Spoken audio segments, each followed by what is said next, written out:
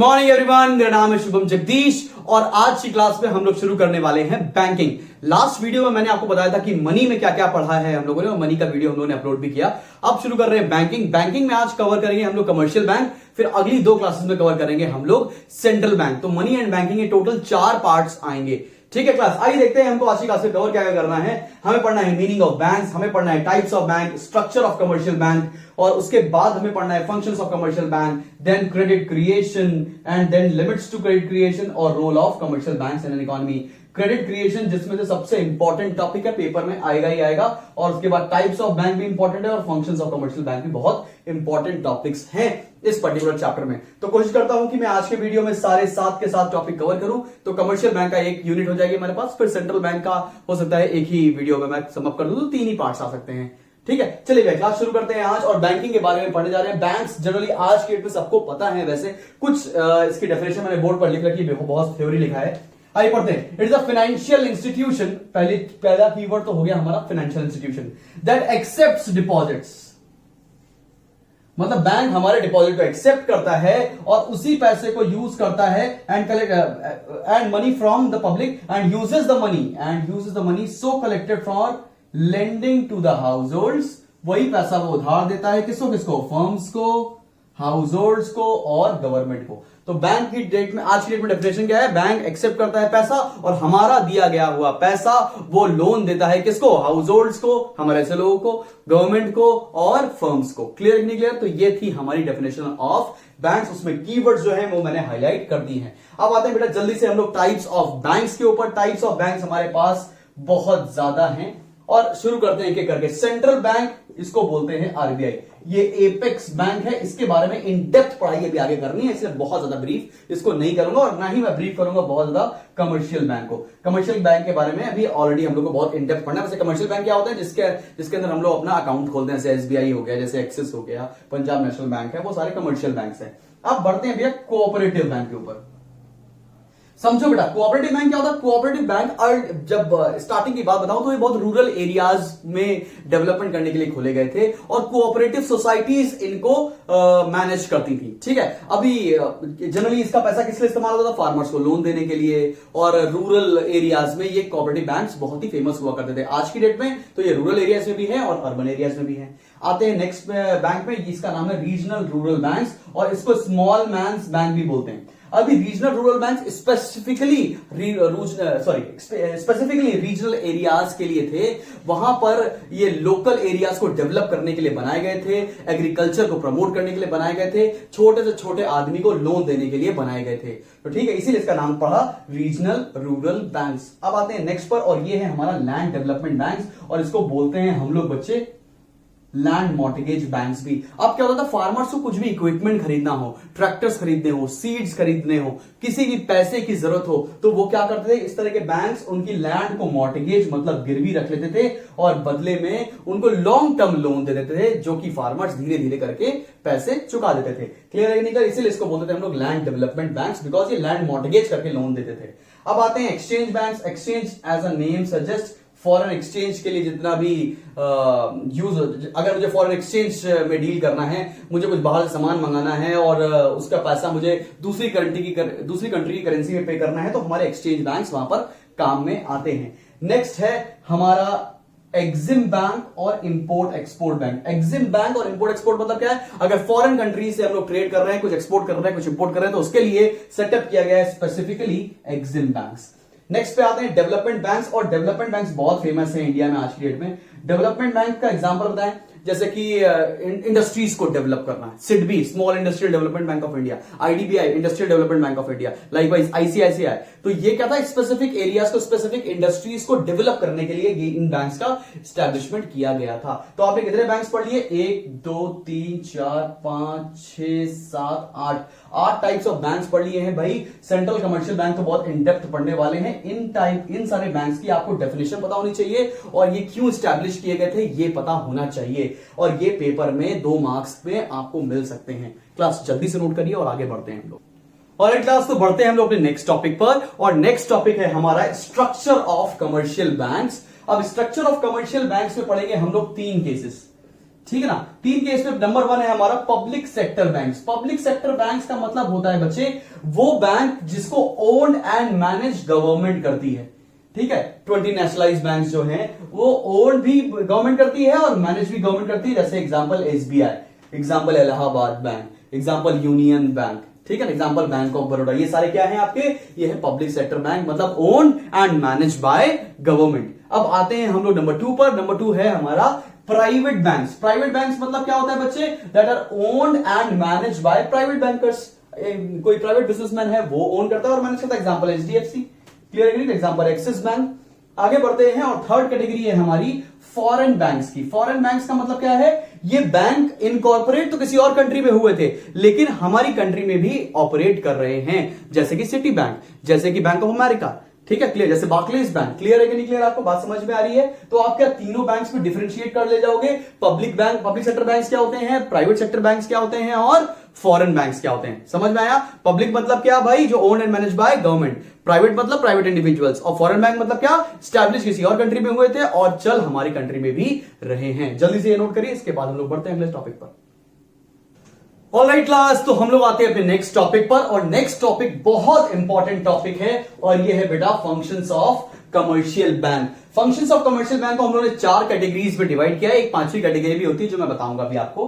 पहली कैटेगरी और सबसे इंपॉर्टेंट है वो है बेटा प्राइमरी फंक्शन, जो मेन काम के लिए बैंक स्टैब्लिश किए गए हैं। पहला है बेटा एक्सेप्टिंग डिपॉजिट्स। अब लोग बैंक में डिपॉजिट करते हैं, किस तरह के अकाउंट्स में सेविंग करते हैं बच्चा, किस तरह के अकाउंट्स में डिपॉजिट करते हैं। पहला है करंट अकाउंट। करंट अकाउंट में क्या होता है, ये जनरली बिजनेसमैन खोलते हैं और इसके ऊपर कोई भी कैप नहीं होती, कोई भी लिमिट नहीं होती है, जब चाहो जितना पैसा जमा करो, जब चाहो जितना पैसा विड्रॉ कर लो। दूसरा होता है सेविंग्स अकाउंट्स, जो जैसे हम लोग हाउस होल्ड लोग जो खोलते हैं बैंक में, और इस पर आपको रेट ऑफ इंटरेस्ट भी मिलता है 3, 3.5, 4% के हिसाब से। फिर होता है FD account, fix deposit account बोलो या टाइम डिपॉजिट अकाउंट बोलो, मतलब हमने कुछ पैसा एक पर्टिकुलर टाइम पीरियड के लिए जमा कर रखा है और उस पर जनरली रेट ऑफ इंटरेस्ट ज्यादा होता है as compare to savings account. I hope ये 3 चीजें तो आपको बहुत ही इजीली पता भी होगी पहले से। अब आते हैं एडवांसिंग लोन्स पर। अभी बैंक का दूसरा मेन काम क्या है, लोन देना। लोन कैसे कैसे देता है वो, पहला है बेटा कैश क्रेडिट, इसको हम लोग ना सीसी लिमिट भी कहते हैं, ठीक है। जितने भी बिजनेसमैन घर से लोग बच्चे हैं जो इस वीडियो को देख रहे हैं, मैं आपको बताऊं, अगर अपने पेरेंट्स से पूछना तो बताएंगे, कैश क्रेडिट जनरली उन लोगों को दिया जाता है जिनका करंट अकाउंट होता है। मान लेते हैं और आपको बैंक एक लिमिट फिक्स कर देती है कि मैं आपको मान लेते हैं 10 लाख रुपए तक का लोन किसी भी समय मैं आपको दे सकती हूं। ये बैंक ने बोला अपने कस्टमर से, कस्टमर्स को जितना पैसे की जरूरत होगी उतना पैसा विड्रॉ कर लेंगे। मान लेते हैं मेरे को सीसी लिमिट मिली है 10 लाख रुपए और मैंने उसमें से पैसा विड्रॉ किया है 2 लाख रुपए, तो मुझे रेट ऑफ इंटरेस्ट जो पे करना पड़ेगा ना बेटा, वो केवल विड्रॉल अमाउंट पर ही पे करना पड़ेगा। जैसे कि मैंने अगर 2 लाख रुपए विड्रॉ किए हैं तो मैं 2 लाख रुपए पे ही रेट ऑफ इंटरेस्ट को पे करूंगा। क्लियर है कि नहीं क्लियर, बात समझ में आई सभी को, ठीक है। अब आते हैं आउटराइट लोन्स। आउटराइट लोन्स का मतलब क्या होता है, एक साथ पूरा अमाउंट सैंक्शन कर देना, ठीक है। एक साथ अगर हम पूरा अमाउंट सैंक्शन कर देंगे तो रेट ऑफ इंटरेस्ट पूरे अमाउंट पर लगेगा। क्लियर है कि नहीं क्लियर है। आते हैं हम लोग ओवरड्राफ्ट फैसिलिटी। ओवरड्राफ्ट फैसिलिटी भी बेटा करंट अकाउंट वाले लोगों को मिलती है। ओवरड्राफ्ट फैसिलिटी मतलब क्या है, मान लेते हैं अच्छा आपकी अगर सिक्योरिटीज अच्छी हैं, आप अच्छे कस्टमर्स हो, तभी आपको ओवरड्राफ्ट फैसिलिटी मिलती है, तभी आपको बैंक ये फैसिलिटी देगा। अब मान लेते हैं क्या, इसकी भी एक लिमिट होती है। फॉर एग्जाम्पल अगर मेरे अकाउंट में ओवरड्राफ्ट लिमिट दे रखी है मेरे को 1 लाख रुपए की, मान लेते हैं मैंने पेमेंट किया 5 लाख रुपए का और मेरे अकाउंट में केवल 4 लाख रुपए थे, तो बैंक मेरे बिहाफ पर 1 लाख, जो मैंने 5 लाख का चेक था ना, वो बैंक क्लियर कर देगा, मुझे को ओवरड्राफ्ट 1 लाख रुपए का यूटिलाइज करने के लिए दे देगा। अब जितना मैंने लोन लिया है, जितना मैंने अमाउंट ओवरड्रॉ किया है, उस अमाउंट पर ही केवल मुझको इंटरेस्ट पे करना पड़ेगा। आते हैं डिस्काउंटिंग बिल्स ऑफ एक्सचेंज। और डिस्काउंटिंग बिल्स ऑफ एक्सचेंज आपने क्लास 11th में बहुत इन डेप्थ पढ़ा हुआ है। डिस्काउंटिंग बिल्स ऑफ एक्सचेंज क्या है, मान लेते हैं भैया एक ड्रॉर है और एक ड्रॉई है, और मतलब मैंने गुड सेल किए मान लेते हैं, और दूसरे आदमी ने मुझे बिल दे दिया। अब इस बिल का पेमेंट मैं 90 डेज से पहले नहीं ले सकता आज की डेट में, तो अगर मुझे पैसा पहले चाहिए होगा तो मैं बैंक के पास जाऊंगा, मैं बोलूंगा बैंक ये बिल ले लो और मुझे कुछ पैसा, मतलब कुछ डिस्काउंट काट के मेरे को पैसा रिमेनिंग वापस कर दो। तो बैंक क्या करेगा, कुछ amount as a commission cut कर लेगा, बाकी पैसा आपको रिम्बर्स कर देगा। क्लियर है कि नहीं। तो ये भी एक तरह का लोन हो जाता है और उसमें इंटरेस्ट पहले से ही वो डिडक्ट कर लेते हैं, ठीक है। आगे बढ़ते हैं, सेकेंडरी फंक्शंस पर आते हैं। सेकेंडरी फंक्शन का मेन काम क्या है बेटा, सेकेंडरी फंक्शन में है पहला पेमेंट्स थ्रू चेक। आपको चेक फैसिलिटी मिल जाती है, बैंक आपके चेक्स क्लियर करता है, बैंक आपको चेक पेमेंट के लिए देता है। चेक फैसिलिटी जब मिल जाना, वो पहला फंक्शन है सेकेंडरी फंक्शन के अंदर। दूसरा है बच्चा transfer of funds. Transfer of funds मतलब क्या होता है, जैसे आपने पढ़ा होगा कॉमर्स में भी, आरटीजीएस कर दिया, एनईएफटी कर दिया, आईएमपीएस कर दिया, सुना है ना ये सारी चीजें। ये क्या होता है, आपको ट्रांसफर मतलब फंड एक अकाउंट से दूसरे अकाउंट ट्रांसफर करने के लिए बहुत सारी फैसिलिटीज भी बैंक आपको दे देता है, इसे बोलते हैं हम लोग ट्रांसफर ऑफ फंड्स। अब आते हैं बच्चे एजेंसी फंक्शन में। एजेंसी फंक्शन क्या होता है, आइए देखते हैं। एजेंसी फंक्शन में लिखा है collect payment through cheques, draft, bills of exchange. अगर मुझे अपने अकाउंट में पैसा कलेक्ट कराना है तो मैं चेक पेमेंट से भी करा सकता हूं, मैंने ड्राफ्ट मिला है उससे भी जमा करा सकता हूं, किसी ने बिल दिया है तो उससे भी मैं पैसा जमा करा सकता हूं। ये सारी फैसिलिटी एजेंसी फंक्शन के अंदर आती है। और दूसरा क्या है, make and collect payments on behalf of customers. मैंने अगर अपने एक बैंक को बोल रखा है कि मेरे बिहाफ पर मेरी पेमेंट्स कर दिया करो, मेरे बिहाफ पर मेरी ईएमआईज जिसे बोलते हैं ऑटो डेबिट कर दिया करो, तो बैंक मेरे बिहाफ पर पैसे पे भी कर देता है और पैसे रिसीव भी कर सकता है। यह है सेकंड एजेंसी फंक्शन। और थर्ड लिखा है acts as agents. Acts as agents क्या है, बैंक हमारे एजेंट्स के जैसा एक्ट करता है while purchasing shares, while purchasing bonds, while purchasing debentures and all. Clear है कि नहीं? तो वहां पर बैंक हमारा एज एन एजेंट भी डील करता है। ये थे सारे एजेंसी फंक्शन। अब बढ़ते हैं बेटा हम लोग general utility function. General utility function क्या है, मतलब इन सब के अलावा बैंक आपको क्या प्रोवाइड करता है। जैसे बैंक हमें आज की डेट में प्रोवाइड करता है क्रेडिट कार्ड्स, जो कि बहुत ही जरूरत हो गई है आज की डेट में और बहुत इन भी है। दूसरा है लॉकर फैसिलिटी। आपको बैंक अपने अंदर लॉकर फैसिलिटी देता है, आप अपने वैल्यूएबल्स को वहां पर सेफली रख सकते हो। आपको ट्रेवलर्स चेक देता है। ट्रेवलर्स चेक पहले बड़ा फेमस हुआ करता था, बेटा आपको क्रेडिट कार्ड आ गए तो ट्रेवलर्स चेक उतना फेमस है नहीं। ट्रेवलर्स चेक क्या होता है, आपके पास पहले प्रीपेड एक कार्ड दे देता था बैंक आपको, और वो ट्रेवलर्स चेक कहीं भी ऑल ओवर वर्ल्ड एक्सेप्टेबल था। और दूसरा है टैक्स असिस्टेंस। आज की डेट में जब भी आपको टैक्स भरना हो तो आपका बैंक आपको असिस्ट कर सकता है कि आपको कितना टैक्स पे करना है, कब पे करना है, कैसे रिटर्न भरना है, कैसे क्लेम लेना है, कैसे रिफंड लेना है। ये सारी चीजें भी आज की डेट में बैंकिंग सेक्टर्स करने लगे हैं और ये सब कुछ आता है जनरल यूटिलिटी फंक्शंस के अंडर। आई होप आपको यहां तक का पॉइंट क्लियर हुआ होगा।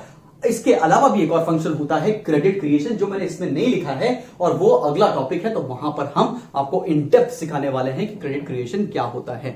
जल्दी से नोट करिए, बढ़ते हैं नेक्स्ट टॉपिक। तो बढ़ते हैं हम लोग अपने नेक्स्ट टॉपिक पर, और ये टॉपिक सबसे ज्यादा इंपॉर्टेंट है इस पर्टिकुलर चैप्टर में। अगर भाई मैं बता दूं आपको, पेपर ही नहीं बनेगा जिसमें क्रेडिट क्रिएशन ना पूछा गया हो, तो आप समझ लीजिए ये टॉपिक तो हर एक एग्जाम में आने ही वाला है। अभी क्रेडिट क्रिएशन में सबसे इंपॉर्टेंट जो है वो है इसका बेटा प्रोसेस ऑफ क्रेडिट क्रिएशन। क्या है एक एक करके सब बताता जाऊंगा मैं। अब आपको बताते हैं कि क्रेडिट क्रिएशन का मतलब क्या होता है। क्रेडिट क्रिएशन का मतलब लोन देना, लोन देकर पैसे कमाना, इसी प्रोसेस को बोलते हैं क्रेडिट क्रिएशन। अच्छा, बैंक कहां से पैसा कमाएगा? बैंक आपके ही दिए गए हुए पैसे को एज अ लोन दूसरे को देता है और उस पर इंटरेस्ट इनकम अर्न करता है। अब लेकिन एक बात समझने की है कि भाई अगर मान लेते हैं, अगर छोटा सा पहले एग्जांपल दे रहा हूं, मान लेते हैं ये है एक बैंक, ठीक है ना, ये बैंक है और इसके अंदर बहुत सारे लोगों ने पैसा जमा किया है, ठीक है ना, मान लेते हैं 10,000 रुपए जमा किए, तो इससे क्या बोलते हैं हम लोग, डिमांड डिपॉजिट्स या प्राइमरी डिपॉजिट्स। अब ये बैंक क्या करता है, इसके अंदर बैठा हुआ है एक एक्चुरियल साइंसेस का आदमी और ये बोलता है कि हमें LRR मतलब लीगल रिजर्व रेशियो मुझे जो मेंटेन करना है, मान लेते हैं 20% मेंटेन करना है।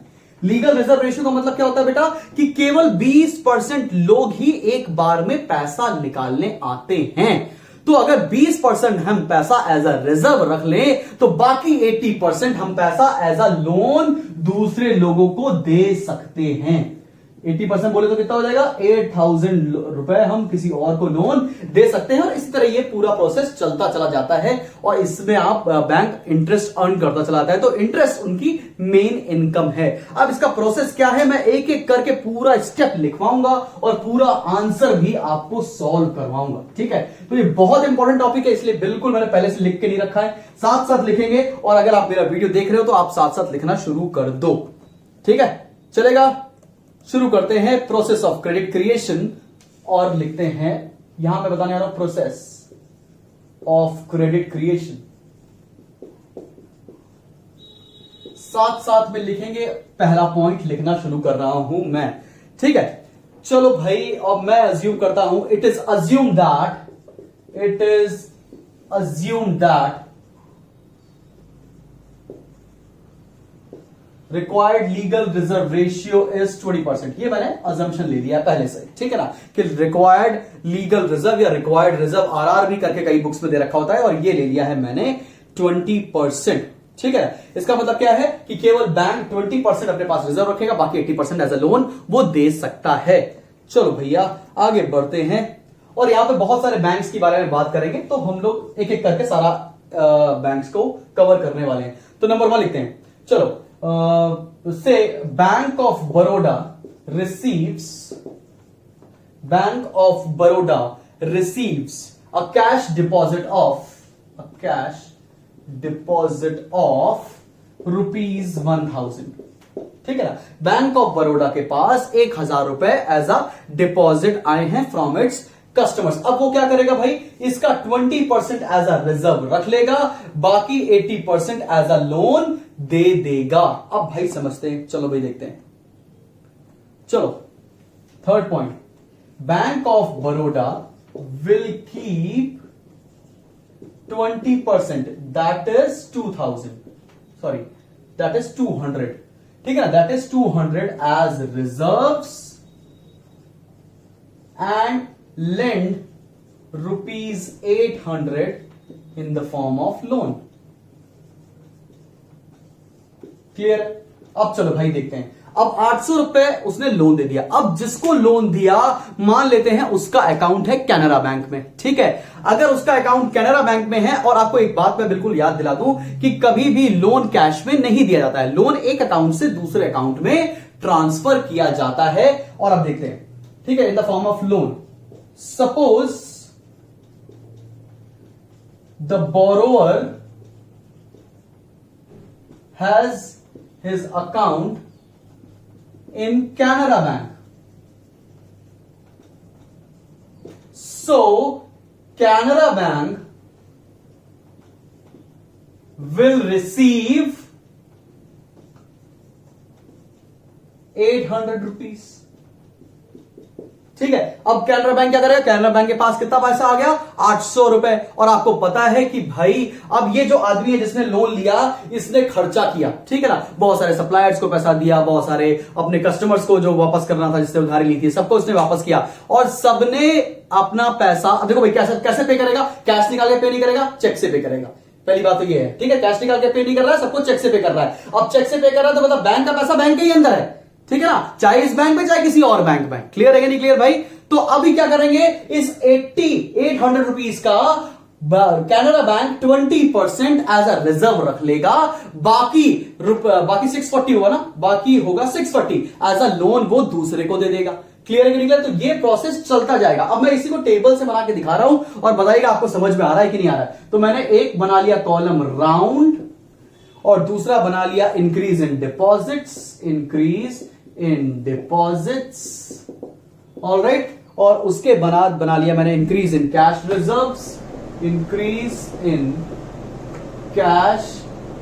रिजर्व्स, उसके बाद मैंने एक कॉलम बना लिया बेटा इंक्रीज इन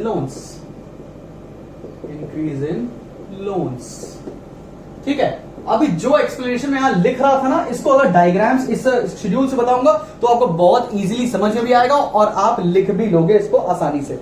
चलो भैया बढ़ते हैं। सबसे पहला हमारा जो फर्स्ट राउंड था वो बैंक ऑफ बड़ौदा के साथ था।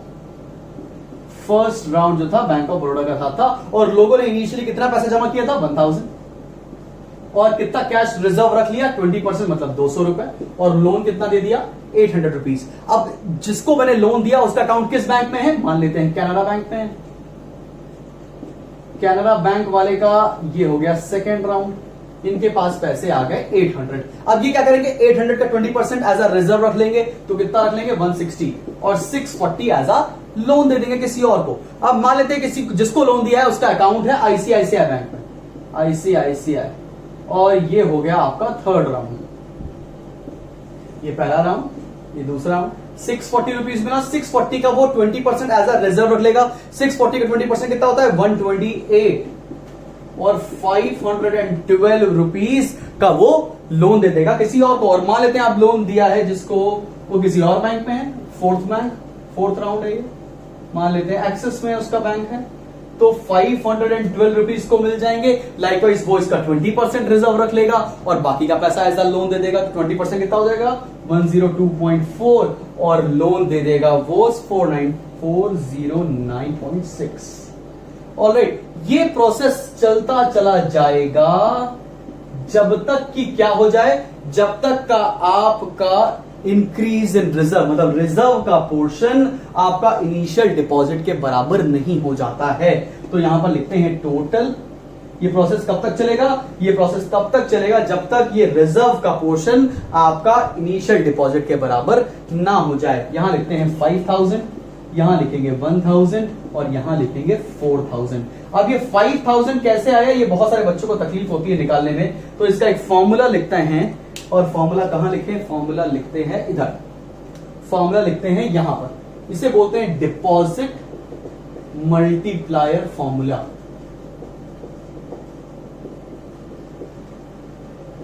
डिपॉजिट मल्टीप्लायर फॉर्मूला, और इसका फॉर्मूला होता है बेटा increase in deposit, increase in deposit is equals to 1/RR, मतलब RR क्या है यहाँ पर, required reserve, into delta D. Delta D क्या है, इनिशियल इन्वेस्टमेंट। डेल्टा डी क्या है बेटा यहाँ पर, इनिशियल इन्वेस्टमेंट। तो RR कितना था 1/20% इनटू इनिशियल इन्वेस्टमेंट था 1000। इसको सॉल्व करोगे तो आ जाएगा 5000। ठीक है, अब जिसको ये सॉल्व नहीं करना आना है तो भाई कमेंट सेक्शन में पूछना, मैं बताऊंगा। अभी हुआ क्या है, ये हुआ क्या, मतलब कि बैंक ने पैसे कैसे कमाए। बैंक के पास इनिशियल डिपॉजिट था 1000 का, ठीक है। अब आपको ये समझना पड़ेगा बेटा कि 20% रिजर्व क्यों रख रहा है, क्योंकि ये अजम्पशन लिया है कि 20% लोग ही पैसा एक बार में निकालने आते हैं। तो 20% पैसा एक बार में निकालने आएंगे तो 20% हमने एज अ रिजर्व रख लिया, बाकी एज अ लोन दे दिया। अब जिसको लोन दिया उसके पास कितने पैसे पहुंच गए, 800 रुपीज उसके बैंक के पास, ठीक है। उसके पास कितने पहुंच गए, 800 रुपीज। 800 में क्या करेगा वो 20% एज अ रिजर्व रख लेगा, बाकी एज अ लोन दे देगा। तो 20% एज अ रिजर्व रख लिया, मतलब 160 एज अ रिजर्व रख लिया और 640 एज अ लोन दे दिया। अब 640 जिसको लोन दिया उसके अकाउंट में कितना पैसा रिसीव हो जाएगा, 640। वो बैंक क्या करेगा, 20% एज अ रिजर्व रख लेगा, बाकी एज अ लोन देता चला जाएगा। ये प्रोसेस कब तक चलेगा, जब तक कि ये increase in cash reserves is equals to increase in deposits. अब ये 5000 कैसे निकाला है हम लोगों ने, हमारा फॉर्मूला है increase in deposit is equals to 1/RR into delta D.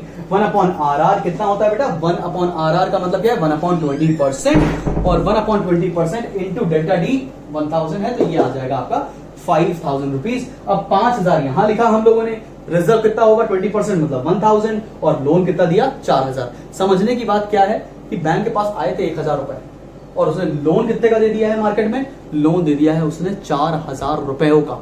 Clear है कि नहीं, मतलब 1000 पैसा आया, वो भी मेरा नहीं था, वो भी दूसरे कस्टमर्स का था, और सारे बैंक से मिलकर कितने का लोन दे दिया भैया 4000 का, और 4000 पर इंटरेस्ट कमा रहे हैं भाई, है ना बड़ी अच्छी बात कि ना बैंक के पास पैसे थे, ना बैंक के पास खुद के पैसे, बैंक ने दूसरे के पैसे लिए, किसी तीसरे को लोन दे दिया और खुद बीच में इंटरेस्ट कमा रहा है। ऐसे ही बैंक्स पैसा कमाते हैं। अगर जिस भी बच्चे को ये प्रोसेस समझ में नहीं आया है, प्लीज एक बार मुझसे कमेंट सेक्शन में मेंशन करना, मैं फिर से समझा दूंगा अगर आपको नहीं आएगा तो। और अब आपको क्या करना है, ये सारे स्टेप्स जिन्हें मैंने आज यहीं तक लिख के दिखाया, एक दो अजम्पशन, आपको क्या करना है, ये सारे स्टेप लिखकर दिखाने हैं एंड तक, ठीक है। और आपको ये फॉर्मूला भी यूज करना है, और बहुत ज्यादा आंसर लिखने की तरफ परेशान मत हो। मैं थोड़े दिनों बाद एक सीरीज भी शुरू करने वाला हूं जिसमें मैं आपको कैसे आंसर लिखने हैं इकोनॉमिक्स में वो भी बताएंगे, जल्दी से। ऑलराइट क्लास, बढ़ते हैं हम लोग अपने नेक्स्ट टॉपिक पर, और नेक्स्ट टॉपिक है हमारा लिमिट्स टू क्रेडिट क्रिएशन, ठीक है।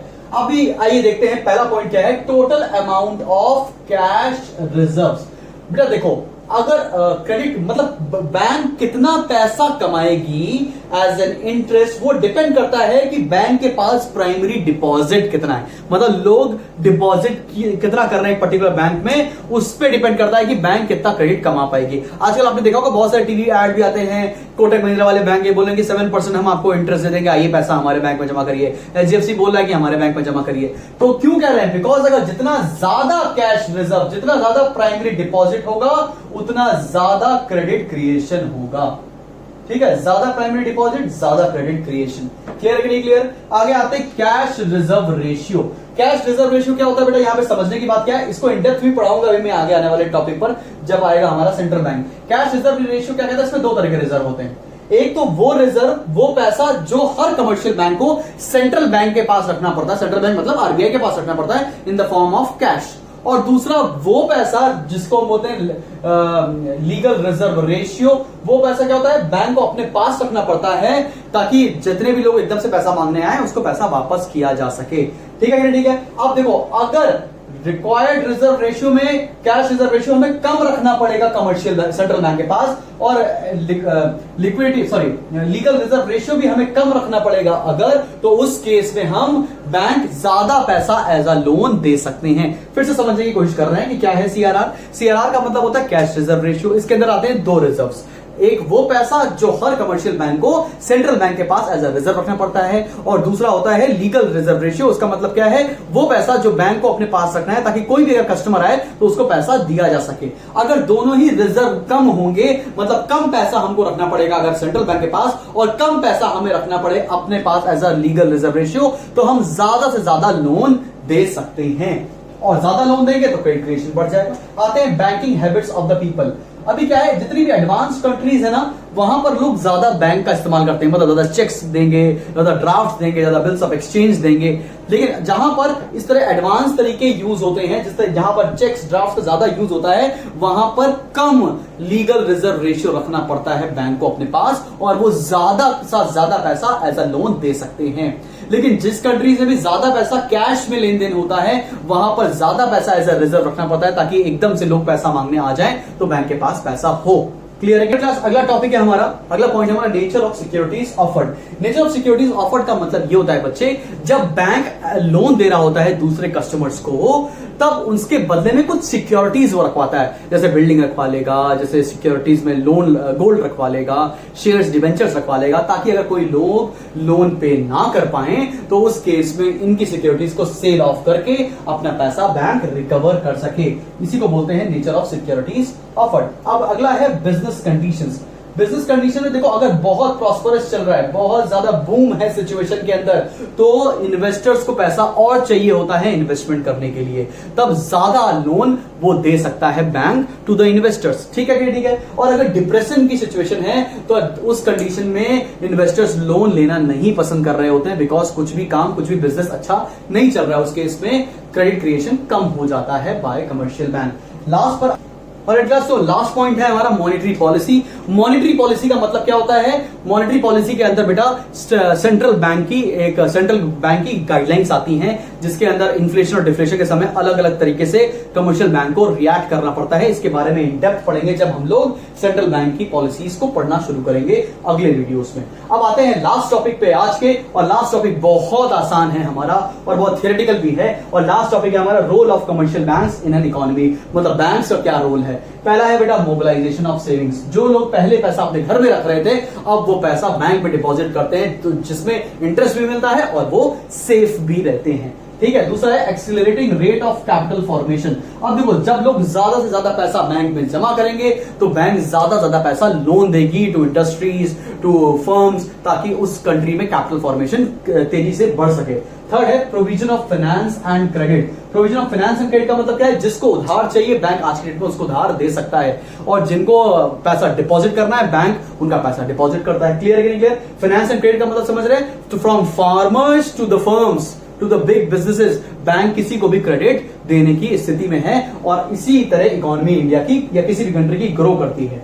फोर्थ है असिस्टिंग फॉरेन ट्रेड। अब असिस्टिंग फॉरेन ट्रेड का मतलब क्या है बेटा, अगर हमें किसी बाहर की कंट्री से कुछ सामान खरीदना है या हमको अपना गुड्स एक्सपोर्ट करना है, उस केस में फॉरेन ट्रेड में हेल्प करता है हमको कमर्शियल बैंक, ताकि हम यहां से दूसरी कंट्री में सामान भेज सके या खरीद सके। आगे बढ़ते हैं बेटा, promoting economic development. Economic development का मतलब क्या है, जिस भी फर्म्स को लोन चाहिए उनको लोन दो ताकि वो डेवलप कर सके, जिस भी फार्मर्स, जिस भी इंडिविजुअल को लोन चाहिए उसको लोन दो ताकि वो डेवलप कर सके। इसकी वजह से क्या होता है, पूरी इकोनॉमी का डेवलपमेंट होता है, और यही पॉइंट है प्रमोटिंग इकोनॉमिक डेवलपमेंट। फिजिक्स पर आते हैं extension of market. Extension of market का मतलब क्या बेटा, क्योंकि बैंक्स आ गए हैं आज की डेट में, हम किसी भी सिटी में बैठकर किसी भी सिटी में बिजनेस कर सकते हैं, बिकॉज बैंकिंग सिस्टम ने पैसे का लेन देन बहुत इजी बना दिया है। For example, if I am sitting in Lucknow, I can do a business with a person sitting in Bangalore, because अगर वो वहां पर पैसे सबमिट करेगा तो मेरे को यहां पर रिसीव हो जाएंगे। समझ रहे हैं ना? तो एक्सटेंशन ऑफ मार्केट बहुत ज्यादा बढ़ गई है ड्यू टू कमर्शियल बैंक्स। और लास्ट है बेटा डेवलपिंग एंड एंटरप्रेन्योरशिप। एंटरप्रेन्योरशिप का मतलब क्या है, स्किल्स या लोगों को बिजनेस करने के लिए तैयार करना। बिजनेस करने के लिए तैयार करना आज की डेट में अगर आप देखोगे तो बहुत ज्यादा स्टार्टअप लोन्स भी गवर्नमेंट और कमर्शियल बैंक्स प्रोवाइड कर रहे हैं just to develop and entrepreneurial skills within the people of our country. Clear है कि नहीं क्लियर बात? इसको रीड करिए बुक से एक बार। फ्रैंक फॉलो कर रहे हैं आईएससी वाले तो फ्रैंक से पढ़िए, और अगर सीबीएसई वाले बच्चे हैं तो आप टीएस ग्रेवाल या संदीप गर्ग, जिससे टीएस ग्रेवाल बोला सॉरी वीके ओरी, या आप संदीप गर्ग किसी को भी फॉलो कर सकते हैं। क्लास अगर यहां तक कुछ समझ में ना आया हो तो do mention in the comment section में, जरूर से जरूर बताने की आपको कोशिश करूंगा विद इन 24 आवर्स। अब नेक्स्ट क्लास हमारी होगी और उसमें हम लोग कवर करेंगे सेंट्रल बैंक, और फिर हमारा ये चैप्टर कंप्लीट हो जाएगा। Alright class, thank you for joining. This was Shubham Jagdish signing off.